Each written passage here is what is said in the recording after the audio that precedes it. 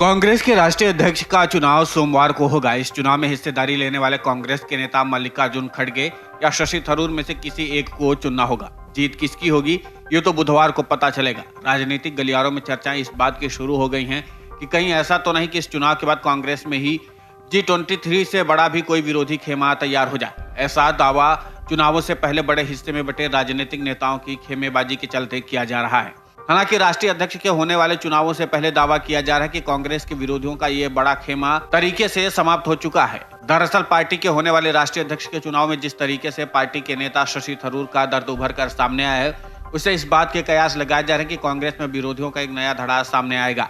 दरअसल इसके पीछे प्रमुख वजह बताते हुए कांग्रेस के एक वरिष्ठ नेता कहते हैं कि कांग्रेस पार्टी ने ऐसे ही हालात पैदा कर दिए हैं कि इस चुनाव में शशि थरूर और मल्लिकार्जुन खड़गे के समर्थकों के बीच में बड़ी खाई दिखने लगी है।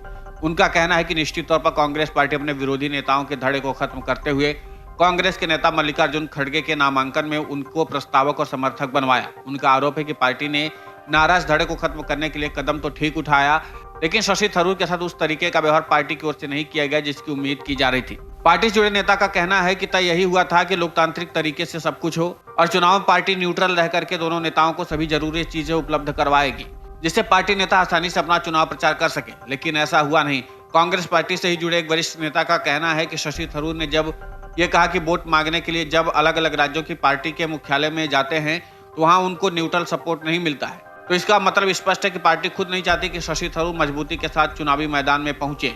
वो कहते हैं कि शशि थरूर ने इस बात का भी आरोप लगाया कि उनके पास जो डेलीगेट्स की लिस्ट पहुंची है उसमें उनके सही मोबाइल नंबर तक नहीं दिए गए थे। वो कहते हैं कि इससे स्पष्ट होता है कि पार्टी शुरुआत से ही एक नेता को सपोर्ट कर रही है, दूसरे नेता को सपोर्ट नहीं कर रही है।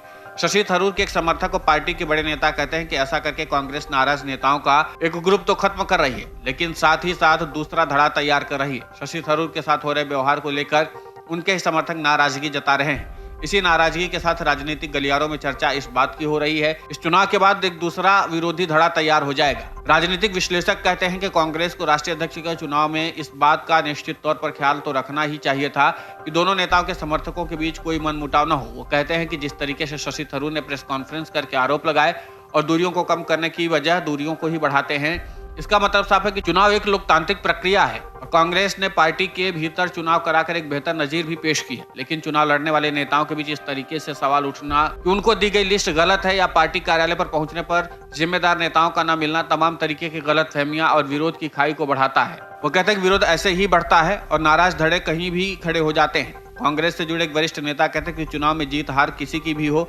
लेकिन एक बात तो तय है कि शशि थरूर को पसंद करने वालों का अपना ही एक कांग्रेस में समूह है जिसमें छोटे कार्यकर्ता से लेकर कद्दावर नेता तक शामिल है। ऐसे में अगर ये संदेश इन लोगों के बीच में जाता है कि पार्टी उनको मदद नहीं कर रही है, तो आप एक नेताओं का नाराज धड़ा भले ही खत्म कर दे, लेकिन दूसरा धड़ा अपने आप खड़ा हो जाएगा। अब कुल मिलाकर कांग्रेस में एक नए विरोध का धड़ा तैयार होने वाला है क्या? ये वस्तु स्थिति अब चुनाव के बाद ही निकल कर सामने आएगी। और क्या हार के बाद एक धड़ा अपने हार को इतने आसानी से स्वीकार भी कर लेगा, ये भी देखना दिलचस्प होगा। फिलहाल सारा दारोमदार कल सोमवार को होने वाले चुनाव पर टिका हुआ है। Video desk अमरउजाला.com। डाउनलोड करें अमर उजाला ऐप और पाएं खबरें लगातार। अगर आप ये वीडियो YouTube पर देख रहे हैं तो हमारे चैनल को सब्सक्राइब करें और बेल आइकन को दबाना ना भूलें। अगर आप Facebook पर ये वीडियो देख रहे हैं तो हमारे पेज को लाइक करें।